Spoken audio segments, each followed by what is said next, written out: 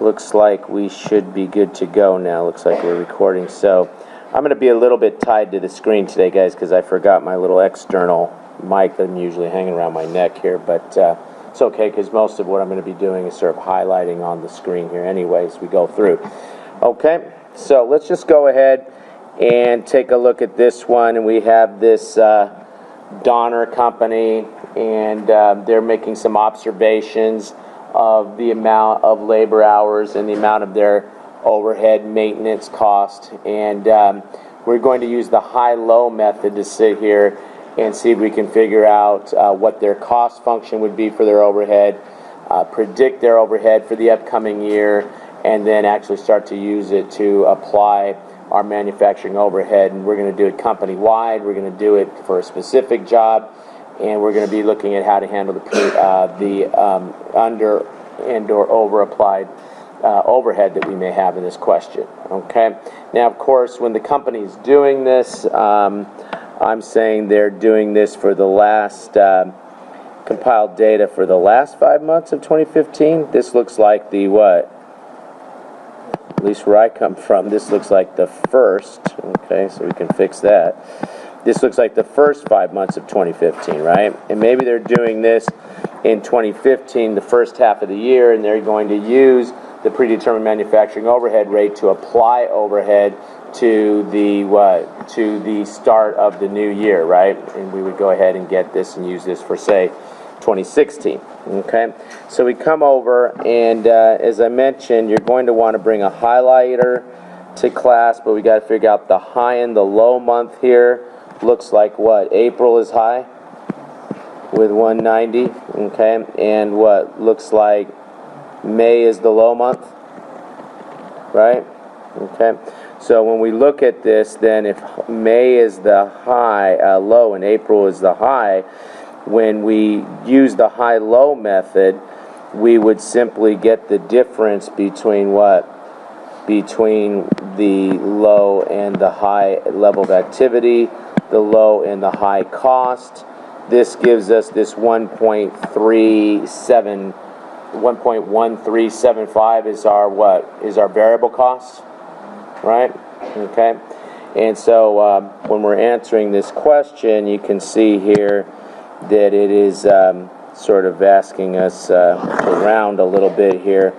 For the exams, you know, I'm thinking that the rounding should work out, that if you continue on with that number and you continue to use that number in the later problems, you won't have a problem with the rounding. But always be careful. I think we had one where somebody said, well, I got the exact answer if I left the 1.375 and then I multiplied that times the number of units, whatever, I got closer to the answer. So you're going to have to sort of try it both ways. Regardless, any question, there will not be an answer that is close, you know, if you don't round or you round. So don't worry that you won't be able to figure out what the answer is. And if you always have a question about something like that, you can ask me, right? Okay. Any question on how we use the high-low method here to get this variable cost? Okay. Okay, good. So let's just come over then and let's continue on to the next question. Next question asks for what? Asks for the fixed. And in this example, the solution figured it out using what? Using the high. So why don't we go ahead and figure it out using the low, right? You can see the solution there, but let's just use the low so that we understand that you can get the same answer using either the high or the low. So if I use the low, my total cost is how much? Hello?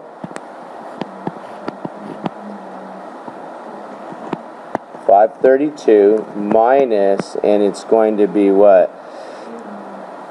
I'm going to pick this 1.375. I'll use the unrounded number times how many units?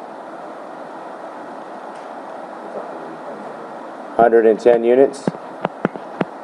Okay, good. So I have this 110 units times the 1.375. So I'm taking my total cost minus what?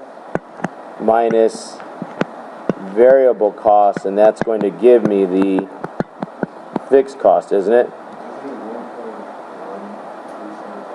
1.1375. Thank you. 1.1375. Okay, that's going to make a difference, right? Okay. So what do we get for our fixed costs? 406.875. You say, sir? Okay, good. So pretty much the same answer, right? If you use the high or the low. And that shouldn't surprise us. There it is. They got the same number using their high in their example.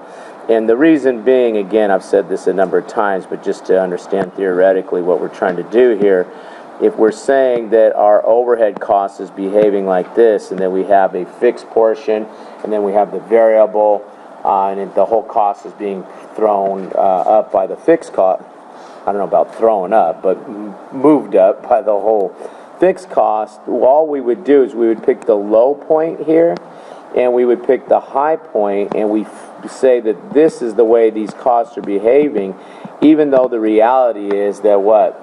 The actual cost observations probably aren't, most likely, or none of the rest of them are going to fall right on that line, but we're trying to approximate here, aren't we? Okay, and as I mentioned, we could be using something called regression analysis, which would be much more statistically valid than using the high-low method, but you'll get to deal with regression analysis as you move along and you transfer over to the state university and all that good stuff, right? Okay, question? Okay, good. So we've got that, and I continue on here and I say, well, if they estimate that it's going to be 1540 labor hours that they'll use, what is their total overhead cost? And notice we're picking up what? The variable times the number of units they estimate they're going to use next year, plus the what? Plus the fixed. So they're estimating, and I'm again assuming they're doing this in advance in 2015 to help them get the 2016 predetermined manufacturing overhead rate. They're saying that in 2016 their costs will be 2158.625. Okay? And so what happens? They come over and they now take that 2158.625. They divide that by what? By the 1540 number of units, and they're saying that their predetermined manufacturing overhead rate is going to be 1.401705, right? And they'll use that throughout the year now as they go through and apply their manufacturing overhead, right? Question on that? Okay, good. So we have that number now, and I start giving you some facts here in this question.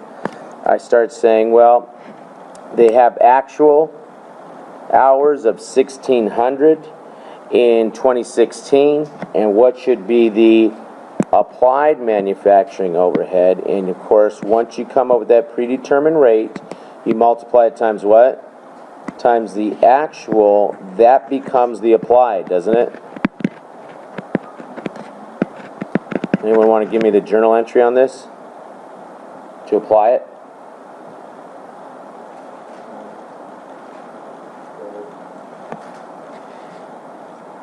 Credit.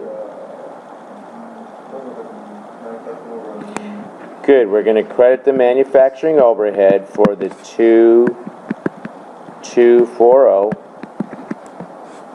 How about the debit? Huh? Who said that?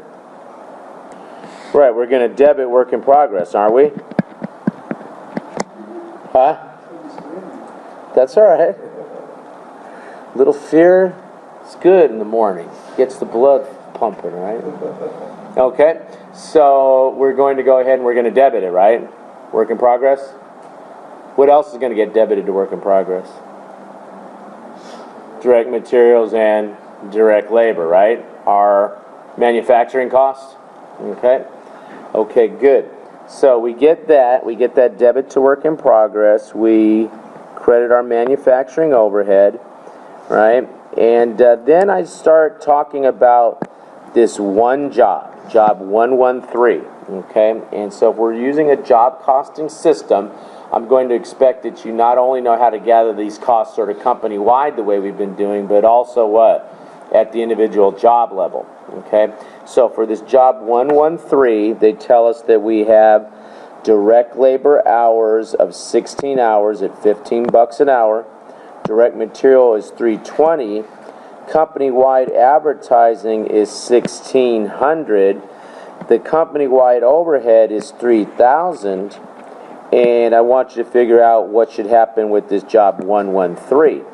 Now, you know, you look at this question, you're like, well, why are you giving me all that information about company-wide? Am I supposed to allocate that to the individual jobs?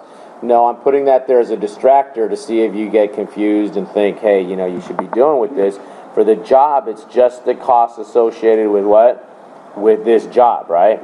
Okay, so I go ahead and I have this direct materials of what? Direct labor, I guess, of 240. Got to pick up the labor.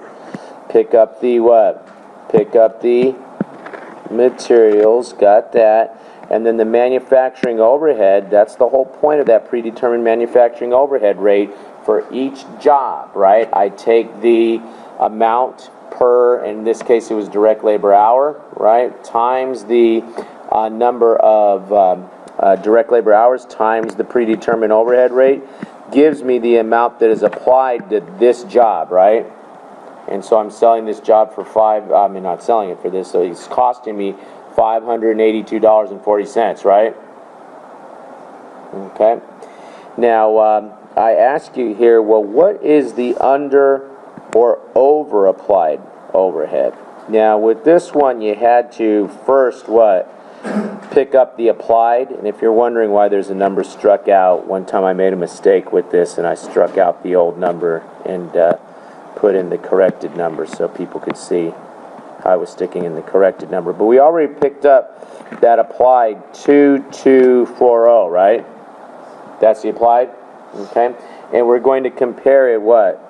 To the actual, and I said here that the actual is this 3,000. So we have what?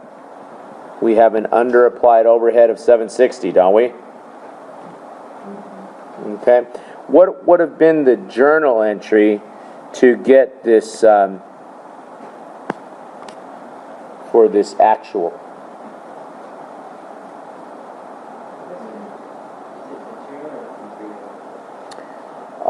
I'm going to say it's not material, but that's not what I'm asking you, but I'll come back to it and ask you that in a second, because I know where you're going with that, but that's not what I just asked.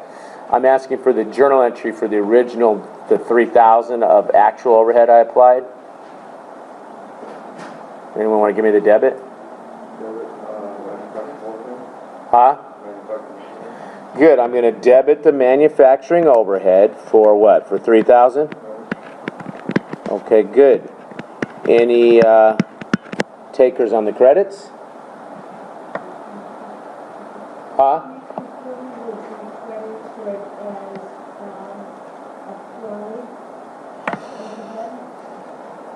Okay, well, yeah, I mean, if I'm going to tee up, hang on, if I'm going to tee up manufacturing overhead right here, right, you are correct that I'm going to, and we've already established that I have this credit for the 2240. I'm just posting that now.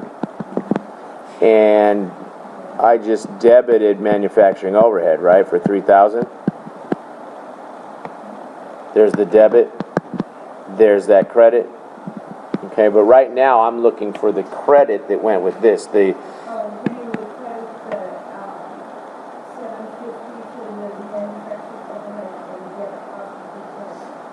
No, that's not what I'm looking for, huh? Okay, if you want some indirect materials, I could credit raw materials. Good. Say for what, 1,000? Just to make up a number? You couldn't get that from this question. I'm just making up numbers here, right? Indirect labor, good. So I'm going to credit maybe salaries payable for the indirect labor, right? Maybe 1,000. Anything else? Accumulated depreciation, okay. for 500. Good.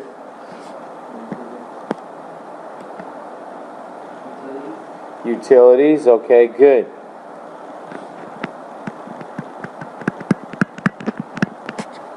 For what? 200, okay. I like to see the creative juices flowing. Anything else?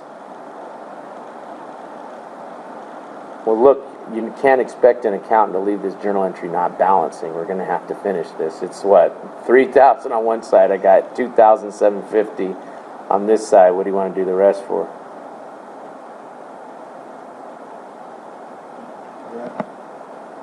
Rent, okay. So what's that going to be? What do I need? Huh?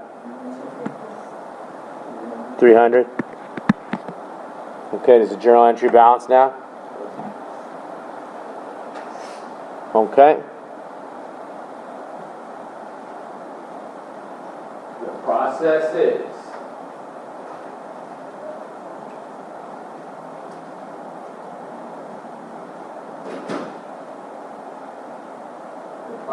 is that I do what?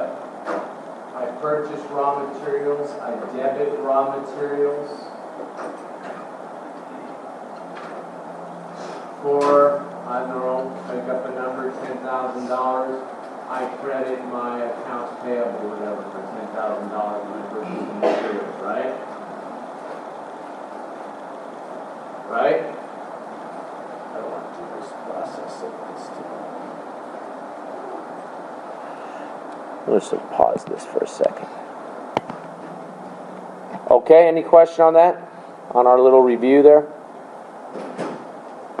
Okay, good. So you come over, and that's what we did here. We debited the manufacturing overhead, credited all these other things, and in this example, we have a under or over applied?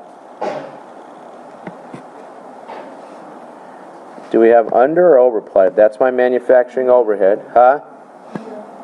Under applied, right? My actual is 3, my applied is 2,240, so I'm under applied, right? So what am I going to do here? Well, let's just look at the solution first. Is that what we said? That there is a what? Under applied of 760. And again, what do you want to do with that under applied, Omar?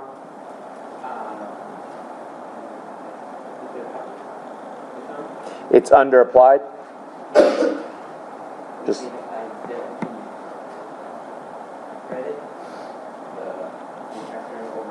credit the manufacturing overhead for the 760. That's zeroed out now, isn't it? Right here. That's zeroed out now, and then you're going to debit what? And you want to debit cost of goods sold because again, you're saying that's not material, right? If you think 1,000's not material, you would think that 760 is probably not material either, right? Okay? Okay. Notice, guys, we've got sort of a comprehensive approach going on here with the test in that we're doing what? We're starting with the high-low method and we're deriving that predetermined manufacturing overhead rate, and then we're using it to sort of carry forward here as we go into our journal entries as to how we would move it through from our work in progress out to our finished goods, etc., right? Okay, good. So come over then and let's take a look at the next question here. If you just came in, guys, this is practice midterm number 2. If you're trying to find it on Canvas or something, this is practice midterm number 2. Okay, so we start to go through the journal entry here, and we start to look and we say, what journal entry should Donner make to capture costs associated with this job 113? And the total cost of the job was how much? 582. So we're back to just dealing with this one job, and we then do what? Credit the raw materials for the raw materials, for the direct materials. Credit the what? Salaries payable for the salary portion, and credit the manufacturing overhead for this $22.40, which was associated, I mean not $22.40, yeah, $22.40, which was associated just with that one job, right? Okay, so this gets a little bit confusing because we're kind of going back and forth from the one job to the factory-wide, right? It's the same journal entries we made before. We did them factory-wide. I just did them up there, sort of a factory-wide. But obviously, you would track this one job at a time, wouldn't you? You're not going to sit there and do nothing for the whole year and then say, okay, what was it for the whole year? I'm showing you sort of whole year here, but we're doing this a job at a time, right? Job order costing? Okay. Okay. So then when we complete the job, we're going to debit the finished goods and credit the work in progress for this job being completed, right? We send it to finished goods. Okay. Then we come over and we say, well, we sold the job for $1,200, whatever it was we produced. What would be the correct journal entry if we estimate that 1% of our sales is not collectible? I'm not going to test you on that, guys, but being an accountant, I couldn't resist to deal with the bad debt expense and the uncollectible portion. So we debit the accounts receivable, we credit the sales for 12. If 1% is uncollectible, we debit the bad debt expense, we credit the allowance, right? Okay. Okay, good. And of course we have to debit cost of goods sold for the cost of that job, credit the finished goods. That job is done now, isn't it?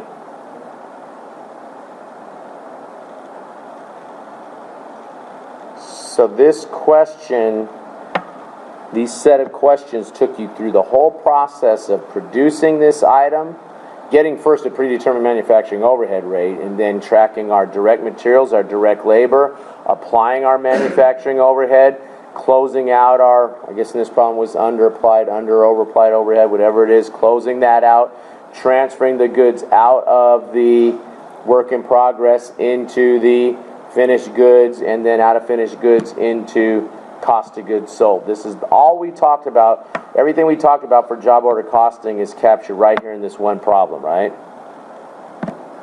Okay. Okay, good. Which of the following statements about a process costing system is correct? And obviously the answer is D. But let's look at a couple of these other ones. In a process costing system, each processing department has a work in process account. That is correct, isn't it? What did it say? Which one is incorrect? Yes, sir. Oh, okay. Now this is a lesson to you. Be careful when you read a question. It doesn't really pertain to this one because the last one was the right answer. But you got to be careful sometimes when you read a question and you think the first one is the right answer and you'd be willing to bet money on it. Meanwhile, what? You misread the call of the question and you think the first one's the right answer. And if you keep reading, you'll go, wait a minute, that's also true, and that'll take you back up to the question, right? So even if you think A is the right answer, don't automatically pick that. Look a little bit more carefully and make sure you're on the right track with it, right? So I realize we're asking which one's incorrect. And in process costing system, equivalent units are separately computed for materials and for conversion costs. We're going to mess with a couple of your favorite questions on equivalent units here this morning. And there's going to be quite a few of them on practice midterm number 3. Practice midterm 3 is going to start to, and the way we're doing this, guys, is notice I'm adding chapters on as we go so that we'll finally, before the test, be taking a full-blown practice midterm, sort of like an in-class mock exam that we will work just prior to actually working the exam in class, so really. Okay. Item C, in a process costing system, overhead can be under or overapplied just like in job process costing. That's correct. Instead of applying it to each job, we're going to apply it what? To the departments, remember? And we even, when we got into our discussion of activity-based costing, we actually had overhead rates that were specific to each department, didn't we? And we could do that as well. Okay. We could have a factory-wide one. We could have a department-wide one. So here, D, in a process costing system, materials are traced to units of products. No, they are what? Traced to departments, aren't they? Okay, so we go department to department. Okay, which of situation below would an organization be more likely to use a process costing system? And the answer here is what? Paper mill that processes wood pulp into large rolls of paper. You're not going to track your cost by roll of paper, right? It's just going to go from the tree department to the slicing department to the, I don't know what they do with paper, to the rolling department, whatever, as they put it on rolls. You're not going to sit there and say, well, this roll costs that much, that roll costs this much. John? Just to clarify, like process costing is for homogeneous. That's right. Yeah, homogeneous product.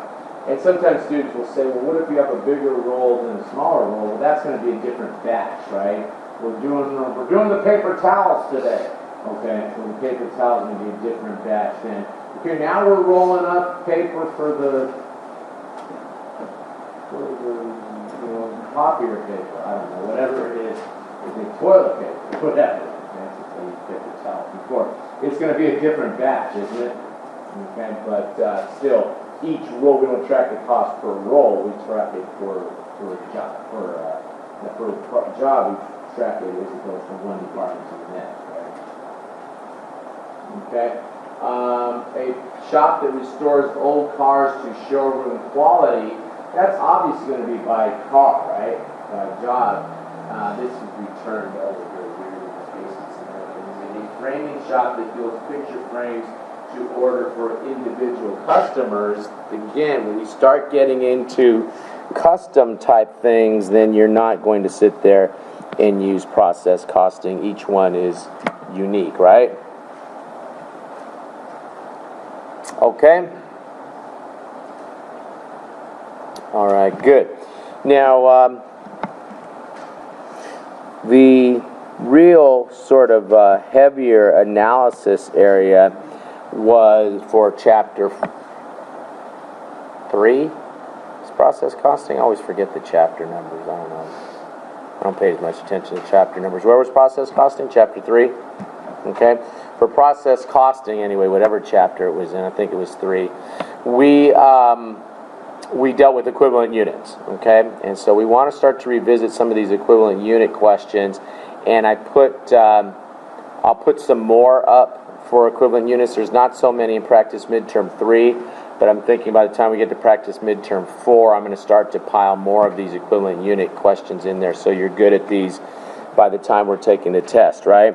Okay, so when we're doing equivalent units, we are going to understand the weighted average method. Remember, guys, we also said there is a FIFO method. I'm just holding you accountable to what? To the weighted average method. Okay, and so we come over and we say, here's some information, and they have beginning work in progress of 6,000. They have transferred from the prior department was 40,100. Completed and transferred out is this 37,000. What am I supposed to say when they give me that number? Completed and transferred out. What should I say? You're supposed to say, thank you, God, because that means that this is an easy question, right? If they just give me the number that was transferred out, I've got a huge head start here. I know that, 37,100 units were completed for the period because what? Because they're telling me they got transferred out to the next department, right? So I'm given a huge head start by getting that number. This becomes like too easy for you at that point, because then all I have to do is add in what? The equivalent units in ending inventory, don't I? Okay, so what happens? I go ahead and I see that they had ending work in process was what? 9,600. They were how far? What is this thing messing with me? How far done were they? 80%. Okay, so I'm going to do what? I'm going to take the 0.80 times how many units in ending work in progress? 9,600. That gives me, on an equivalent unit basis, what? 7680, you say? Okay, good. So you get that 7680. You add those together. Do we get this 44,780? Good. Now, what do I do if they don't give me this number? Can I still work this question? You don't tell me the units that were transferred out. Can I still work this question? Okay, how would you set that up? Now what do I do? The way I like to do them, guys, some people might think this is a little backwards, but I just like to do it this way. I sit there and I say, well, look, transferred from the prior department during October was 40,100. That means that they just started on those units this period if they just got transferred in from the prior department, didn't they? Right? Okay, so they just started on this period. So I take the units started,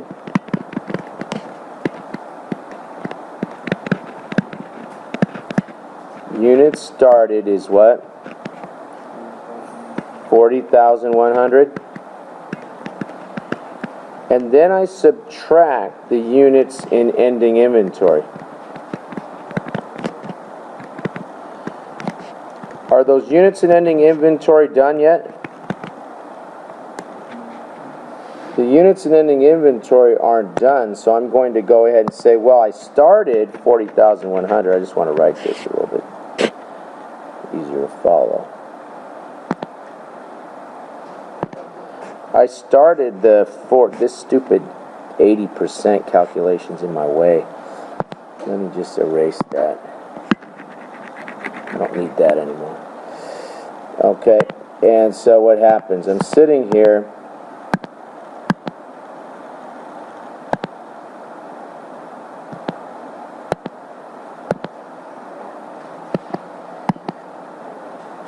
And I have what? I started 40,100.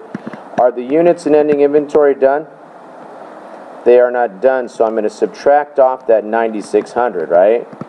And when I do, I take that 40,100 minus the 9,600 that they're not done yet with, and I get what? 30,500? Good. 30,500. And then I go ahead and I simply do what? I simply pick up the beginning inventory because I'm saying, well, those ones that were in beginning inventory, I finished all of those, didn't I? Okay, so since the ones in beginning inventory, how many? 6,600. I add those. And when I do I get that same number, 37,100? Okay, so if you run into a meaner problem that doesn't give you the amounts that were completed and transferred out, you can always get to it, and that's the way I like to do it. I like to say, how many units did I start? If the units are still in ending inventory, I haven't finished all of the ones I started. I subtract those out, and then I add in the ones in beginning inventory because I'm assuming that I completed all the ones in beginning inventory this period, right? And you get that same number then for the ones that are transferred out, and then you're back to where you started from. With the easy situation, you just add in the equivalent units, right? Okay? Okay, good. Come over and let's look at this one. This is this Harker Corporation. And they're going to use, we're only going to be worried about weighted average. And they tell us, oh, by the way, notice, let me go back to the previous problem real quick. When I got myself all set up where I wanted to be on this other one. But notice that we did what with this? How did we use this? We did not. That's like a shark swimming in the water. If you see a shark swimming in the water, what do? Get out of the water, but you certainly leave the shark alone. You don't go up to it and pet it and say, let me see, is this a good shark or a bad shark? Okay, you sit there, you see that thing, swim the other way from that. Don't pick that number up, okay? Okay, good. Come over.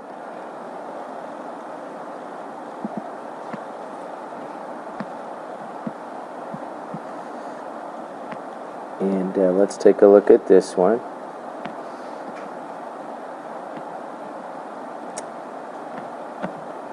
Okay, and we got this Harker company, and the first process department, great, this thing cut off, inventory, we're 40% complete with respect to conversion costs. The conversion costs in this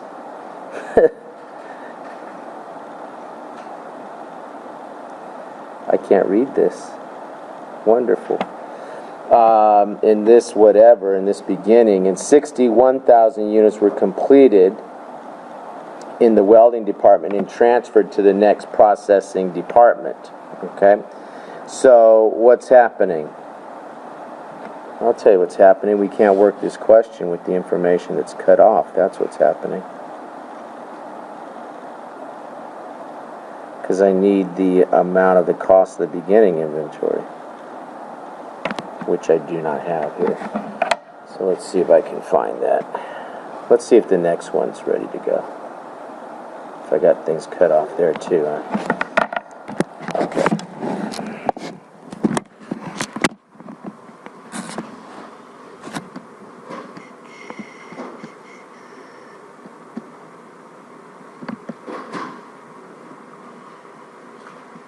Is it cut off on yours too? Yeah?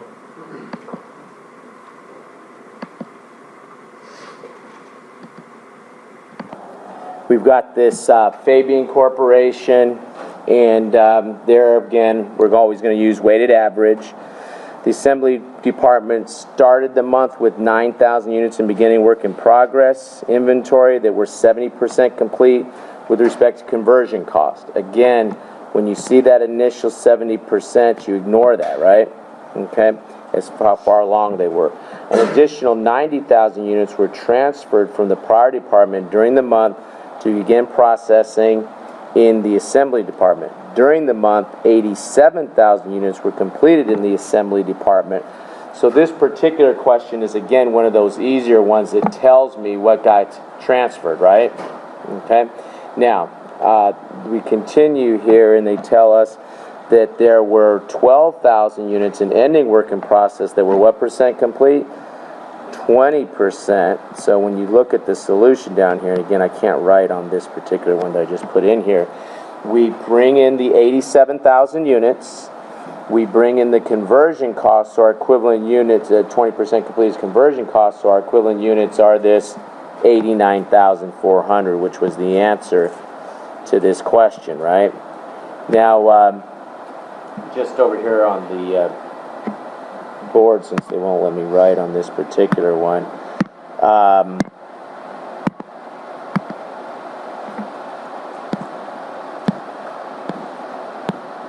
guess I'm not going to be able to write on any of them.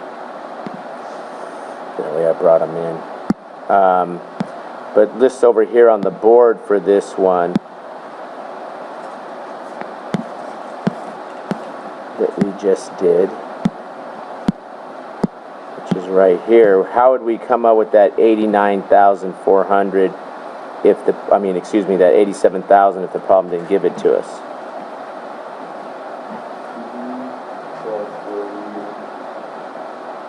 Well, that's not how I do it. You might be able to get it that way. I tend to say, well, if there were an additional 90,000 units transferred from the fire department during the month, I'm going to say that they started on those, right? So they started on the 90,000.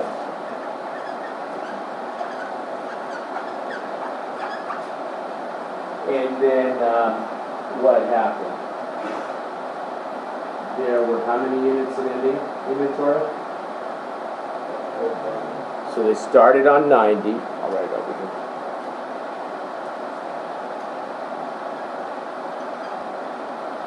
Start 90. There was an ending inventory. How many?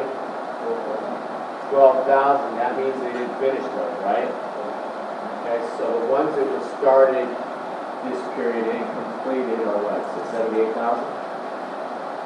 78,000 were started and completed, right? 78,000 got started and completed. And then how many units were in beginning inventory? 9,000 units were in beginning inventory. If I add that 9,000 to the beginning inventory, do I get the same, what is it, 87,000? Okay.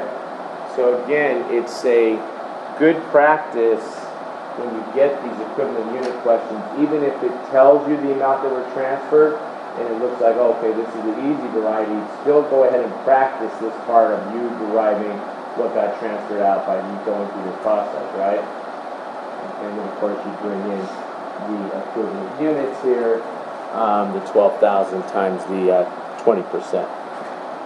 Okay? Okay, good. Let's take a look at this next one.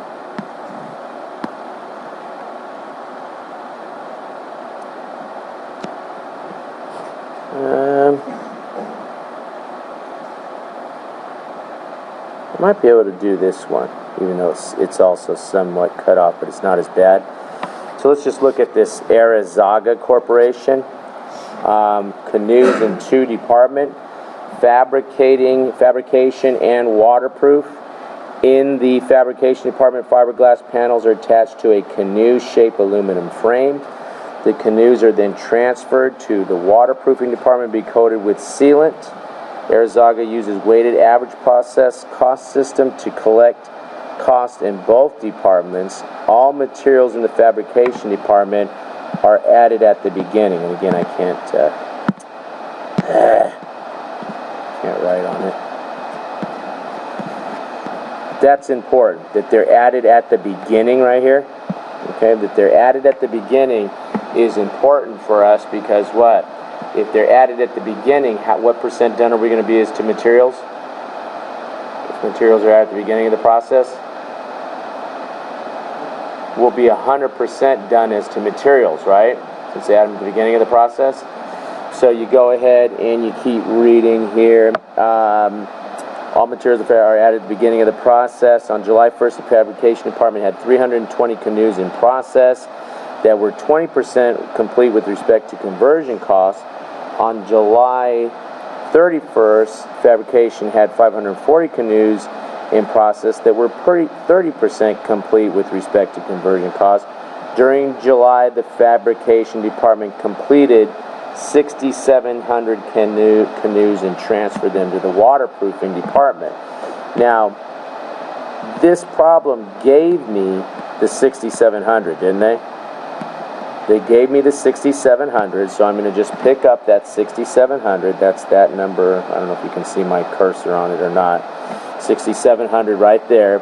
And then for the materials, since they're asking me weighted average for materials, I simply pick up the entire ending inventory 320 because the materials are put in at the beginning of the process, so I don't have to do a weighted average, equivalent unit calculation, right?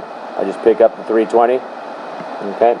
Now you look at this number, whatever it was, the next one, and here now we say, well, what is it for conversion cost? Again, you pick up the 6,700 for the units that were done. Those are done. And then for the ending inventory, since they were only, 30% done as conversion cost, you just pick up what? The 30% there, right?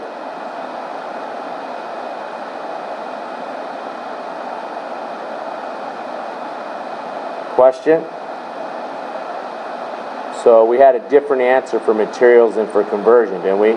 Because the materials were put in at the beginning of the period. Okay, good. Let's take a look at this one.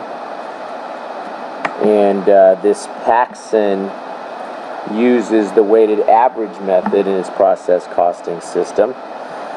The molding department is the second department in the process. Data below summarize the department's operations. And is this the easier type question or the harder type? Easier because it's telling me what? The 50,300, right? Okay. Do you want me to derive that for you again, or we're kind of clear on how that's going now? We're good on how to do that now? Okay. Okay, good. So this one gave me the 50,300, and then they gave me how much work was done so far on the ending work in process, and then they gave me the cost that was in those units that were in beginning inventory and the costs that were added to the period as well. So they gave me what? Two numbers here to see if I can come up with the equivalent units, right? Okay, so I go ahead and the cost per equivalent unit. So I go ahead and just coming down, I pick up the 50,300. I pick up the 1880, which is this 9,400 that was in ending inventory, and they told us they were 20% complete, right? So I have the equivalent units, and then for the weighted average method, because we give ourselves credit for all of those units that were in beginning inventories having been done this period, we pick up the cost of the items in the beginning inventory, we pick up the costs that were added for the period to come up with this cost, the total cost, which is this 279,880. We divide that by the equivalent units. That gives me a cost per equivalent unit, doesn't it? Which is this, what, 5348? 5348. Okay. Now, can you give me the journal entries to transfer these things out of work in progress and into finished goods? They're going to ever let me back to my pens now?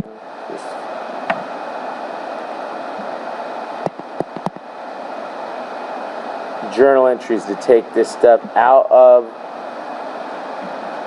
work in progress into finished goods with numbers, not just debit and credit, but the numbers. Well, let's just look at work in progress for a second. So work in progress, because they told me there were some units that were in progress, weren't they? Right? So work in progress must have had a, what, beginning balance of some amount? What was the beginning balance in the work in progress? And if you look back up, we had, what, this $10,973? Work in progress, beginning work in progress was $10,973, right? Okay, so if we had a beginning balance of $10,973, right? Okay. Okay, good. Then what? Do we add any costs? We come back up, and they told us that there was cost added of $268,107. Now it wants to let me write on it. Okay. $268,107. So we pick that number up. That's going to be a debit to work in progress, right? What's the number again? 268,107, right?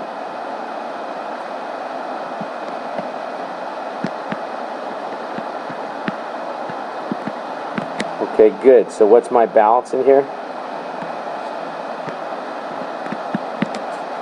Huh?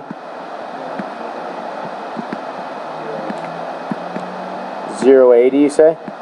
Omar? Okay. So that becomes my balance in the work in process account, right? But I did huh? It's your number. Okay, 279,080. Okay. Okay, good. So now what? Now I finish some of those units, don't I?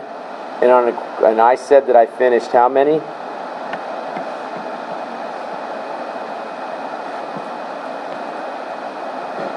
I finish and transfer to the next department, what, 50,300? Is this the same problem? Yeah. So I take that 50,300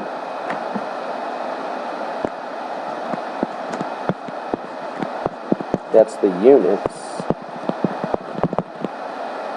and I multiply it times what? Times the equivalent unit per item, which I just calculated to be 5.348. Okay, so I take that 348, and I do the math on that, and I get what?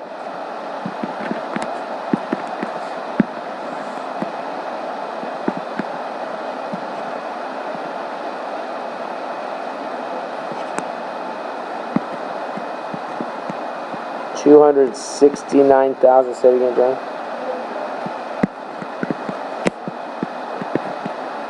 4.44. 0.4, like that.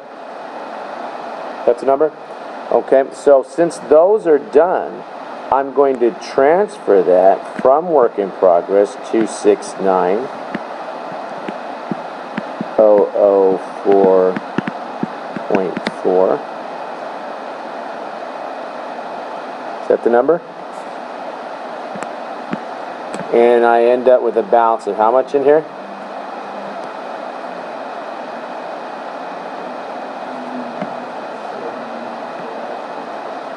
What is it? 2,000, 10,000?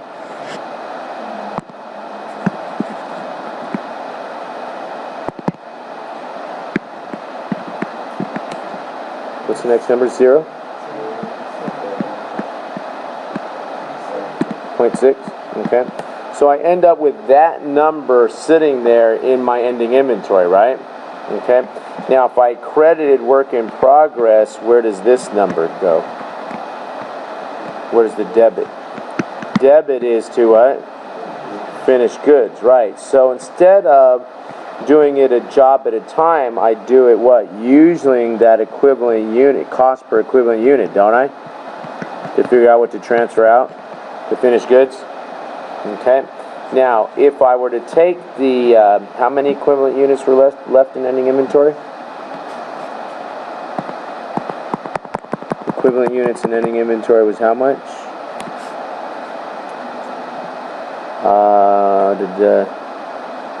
1880, right? 1880. And if I take the 1880, is that what it was? 1880, and I multiply that by 5.348. What do I get? It didn't look like it wants to work, but somebody try to verify that. Is that what we get? 1880 times 5.348.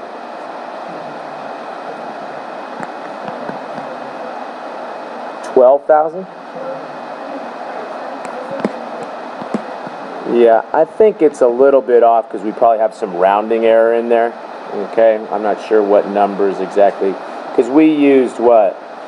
We used this 5.348, and I'm thinking there's probably a more irrational number that we would have come out with.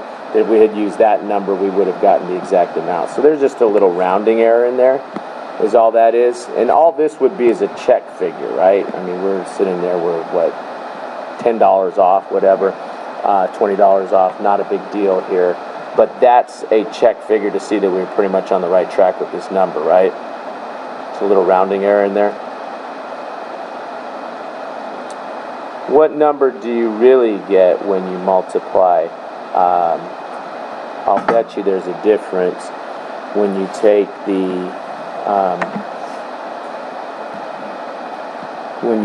this 279,880 and you divide it by that number, do you really get 5.348? 279,080 divided by 52,180 is this number you get? You get that number exactly? What number do you get? Yeah, okay. So if you use that number to figure out what should be transferred out, and then you use that number and you multiply it, the number of equivalent units that are left in the ending inventory, this thing will probably be within a few cents. You want to do it? Within 8 cents?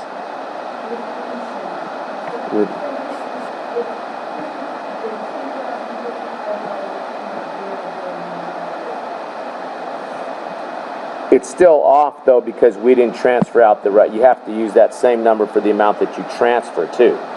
You use that same long number for the amount that you transfer, and then you have to use that same long number to confirm with the ending inventory. Okay, so in other words, just get rid of this.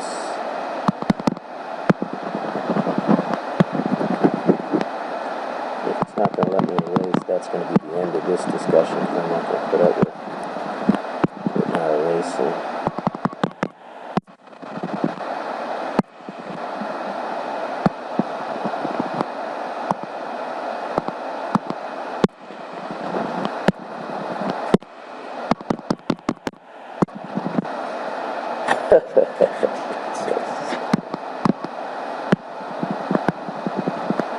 Okay, close enough. So we sit here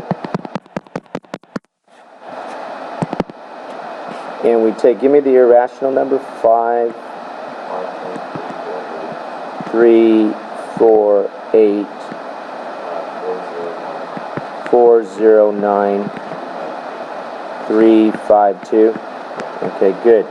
And multiply that now times the number of units that were transferred out, which was what, 50,000 what? 50,300. Okay, so multiply that times the 50,300. That gives you what? 269,024. Okay, 0.99. Okay. Okay, good. That's not the full number. 260,000, right? 69,000. Okay. All right, good. So now, if I come back and I credit this for 269,000, tell me the number again, sir.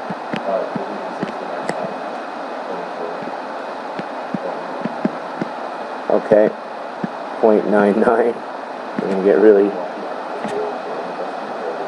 That's all right, because we're going to go nuts here.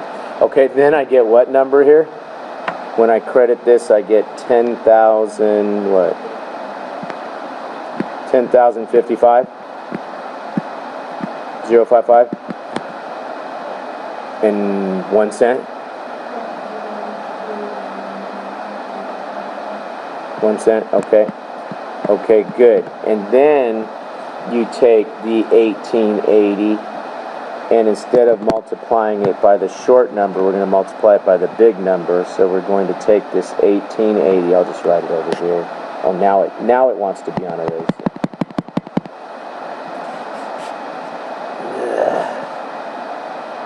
I'll just write it here then. 1880 times, and what's the big long number again?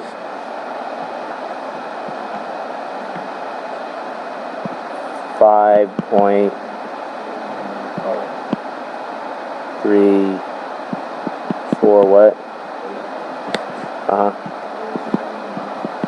409,352. Okay. And when you do that math, what do you get?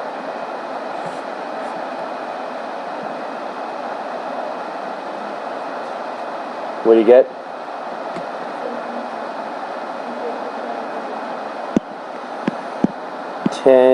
1,055.01, which is the same number that we have here, right? Okay, so that's just that last step, guys, because the ending balance comes for free. You calculate the amount to transfer out, and once you credit that to work in progress, debit to the finished goods, the ending balance comes for free, doesn't it? But we would go ahead, and if we were doing this for money, we'd probably want to confirm that we had, the correct amount as an ending balance by then taking that same price per equivalent units times the equivalent units that are sitting there in ending work in progress, and that should match what we have for our ending balance, right? The next period, that becomes the beginning balance. We give ourselves credit for all that work. We come up with a new cost per equivalent unit. That's how we price out the ones that we transfer out for the second period, and so on, right? Okay? Question? Okay, good. So I'm going to try to save this so we can put this up so you can remember at least somewhat what we did. So let me save this file.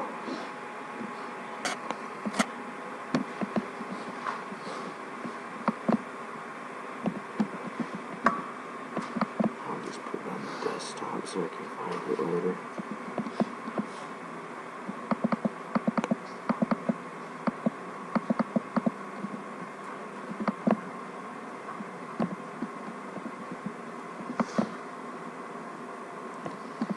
Okay, so what I want to do now is get us at least started on the third practice midterm. And then after that, I'm going to sort of turn you loose on it.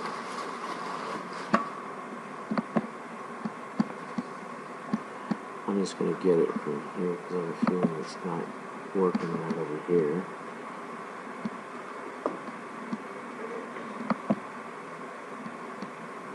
So you'll see that one here.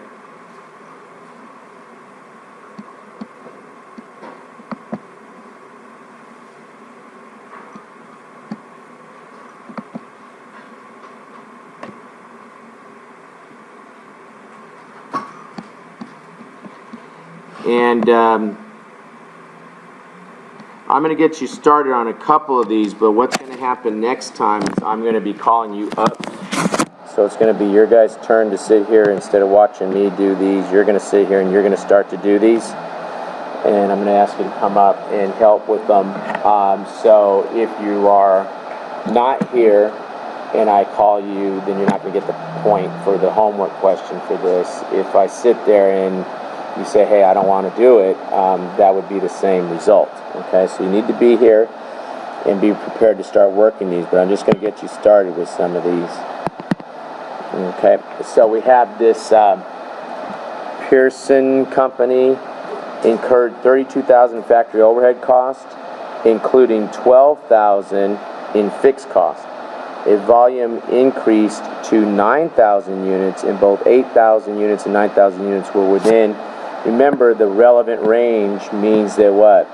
We're not having to add another factory. We can handle with our factory the same level of, we can handle with our factory the increased level of activity. Okay, when you go outside of the relevant range, you'd have to add a second factory, right? So all this question is telling us is 8,000 was not capacity. You can add 9,000 and not have to add another factory. So that means that we can sit here and we can figure out what our fixed costs are, our variable costs, by taking the total cost of how much? 32,000. And I'm going to subtract off how much? The 12,000 fixed cost. So that means that my variable cost must be what? 20,000. Good. Okay. Then I want to figure out, well, what's the variable cost per unit? And if currently I'm sitting there and I'm producing 8,000 units, That must mean that I have a variable cost per unit of what, 250? Is that math working? Okay. So then what? Well, then you sit there and you say, well, if it's 250 per unit, and I'm producing how many units now? 9,000 units. And I know that my fixed cost, they told me in this problem, is 12,000. That means that the total fixed cost should come out to the correct answer here, which is this 34,500.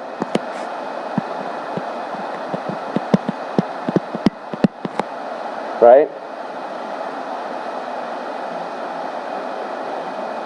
Huh? The problem told me that they produced 9,000 units instead of 8,000, right? So since they produced 9,000 instead of 8,000, we've got this new cost, right? What happens if I told you they're going to produce 11,000 units? Who wants to set that up? 250, right? Times what? Times 11,000 units. Plus what? Plus the 12,000. So that's going to be some new number. I don't know, whatever that comes out to be, right? Okay. So once we get this sort of cost line here, the equation for this cost line, we can plug it in for any number of units within what? Within the relevant range. I can't put it in there for 9 million units because, you know, then I'm going to have to build 10 more factories or something stupid like that, right? And my fixed costs obviously would change. Okay, good. Let's take a look at this one. A partial listing of costs incurred in December at Rooks Corporation appeared below. Which one of these are period costs? So let's just go ahead and we'll put a blue check next to the period costs. How about factory supplies? Are factory supplies a period cost? Huh? Factory supplies? Factory? Factory costs are product costs, aren't they? We got product costs, we got period costs. Our period costs are selling administrative, right?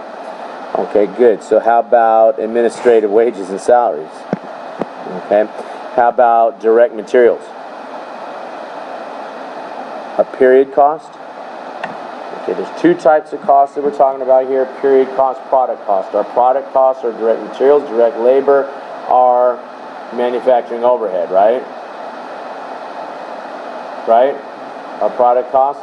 What else do we call those?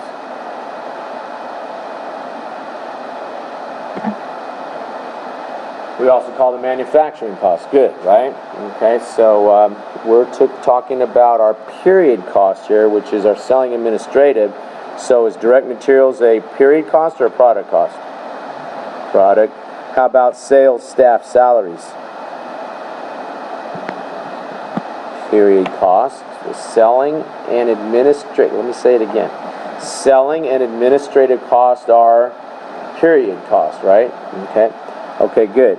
How about the factory depreciation? Product, that's going to be part of my overhead, although I'll apply it, but then I'll close out my under over applied due, cost of goods sold, whatever. Will my applied and my actual ever match exactly? If I was auditing you and you came in and you told me, hey John, guess what? Our applied matched our actual exactly, I'd be like, I'm keeping my eye on this guy because I don't know. That doesn't happen, right? That's unusual.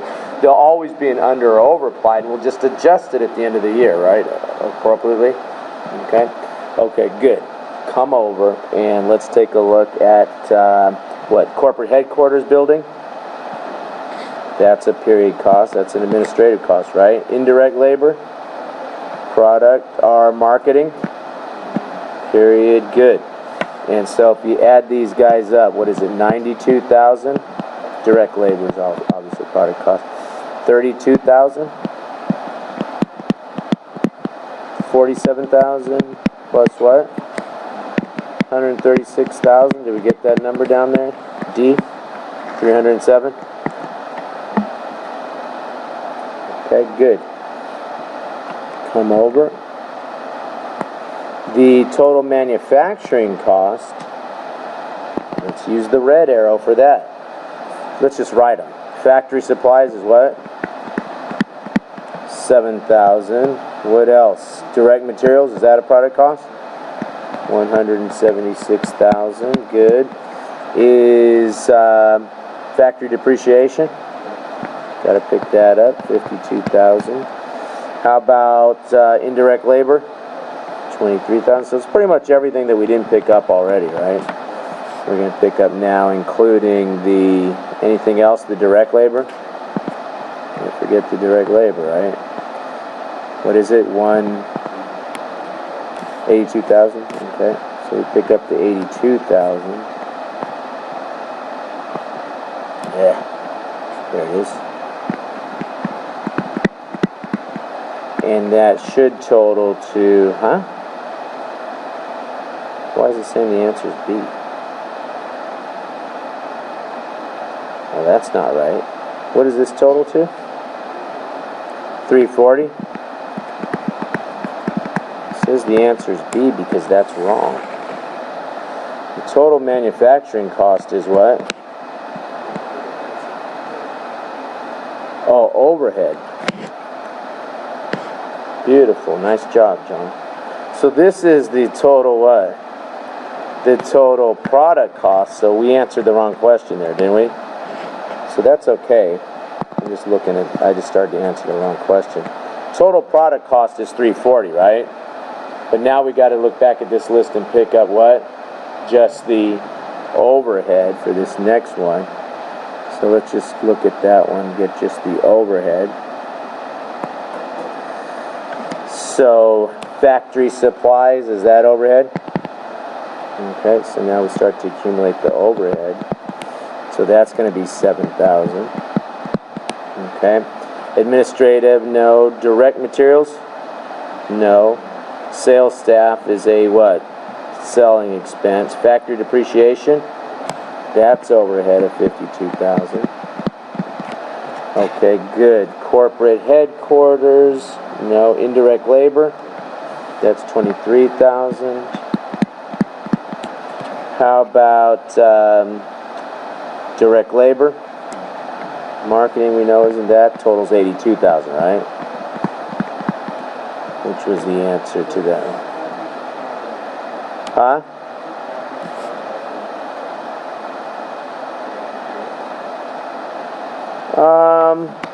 Apparently not, because we can't get the answer without it.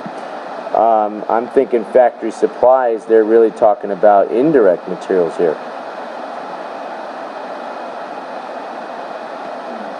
Right? They didn't call it indirect materials, but I'm thinking that's what they were thinking. Is it, can you get the answer if you just pick up the 52 and the 23?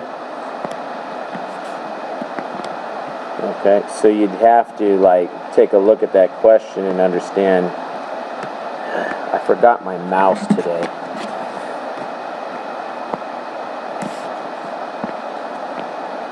Every time I decide, well, I'd like to not get a shoulder separation and they carrying the bag away, I'm not going to put everything in, then I forget something. So I'm better off carrying things I don't need. Okay, so what is it right here, 82,000? And you couldn't get to one of those choices if you just included those two, so you'd have to back into, okay, that one's must be the indirect materials. Okay. Okay, good. Come over.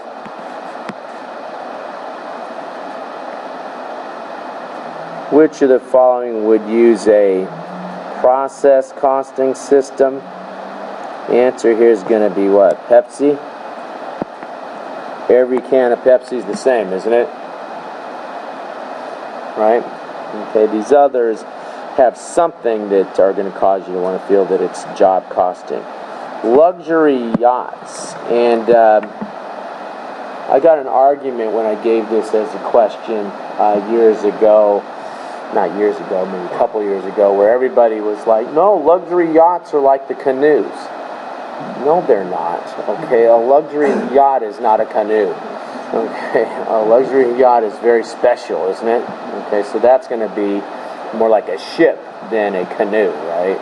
Okay, so if somebody wanted to say, no, you got to use process costing because we had that canoe question. Okay, so no, that's got to be what? That's got to be job costing. Okay?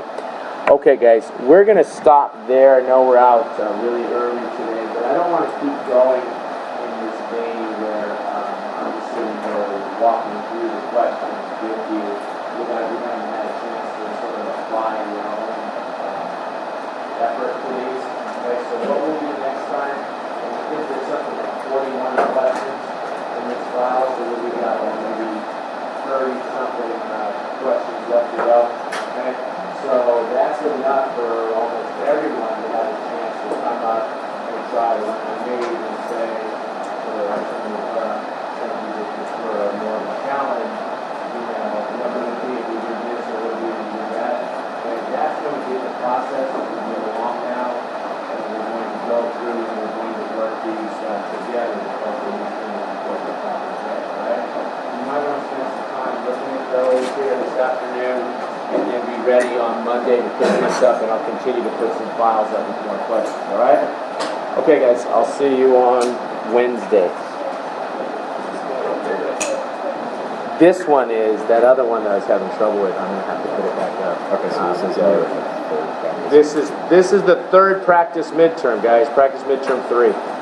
Yeah. Because I'm going to go to my job at 3 times something like that. Yeah. Yeah, you can do it and you can work on it like that. Yeah. And then what I'm going to start to do is do this and ask people to come up. Yeah. So be ready. And then, yeah. Okay. Okay. Okay, great. Thanks. Thanks.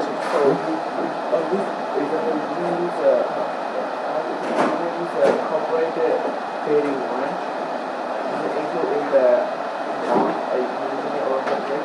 Because it's incorporated, like Not under process costing, we do not include the corporate headquarters.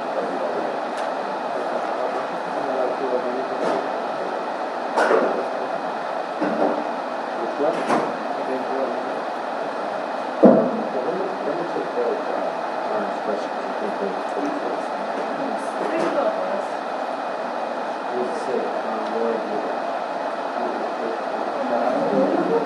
It's just signing it. It's just something that we have to Oh, I see what you're doing. That's what I just feel like here and there. Okay. So I think that.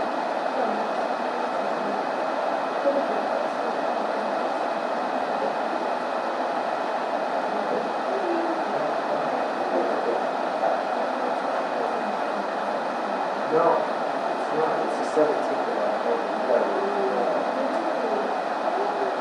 Yeah, we're just going to do this later. We're kind of going to do it like we're going to get it going, but we're not starting Monday. I'm going to say everyone's So I'll have this one up. I'm thinking next time we'll do all of this and Monday.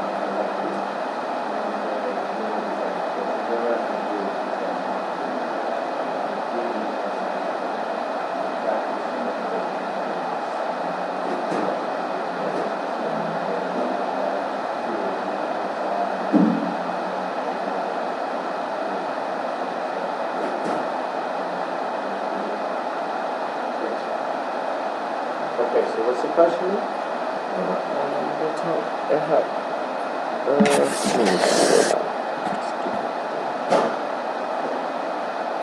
Okay.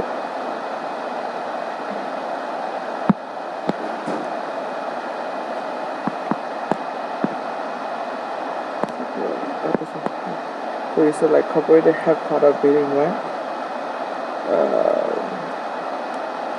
It's corporate headquarters. That means it's an administrative expense. Oh, So if it's an administrative expense, it's not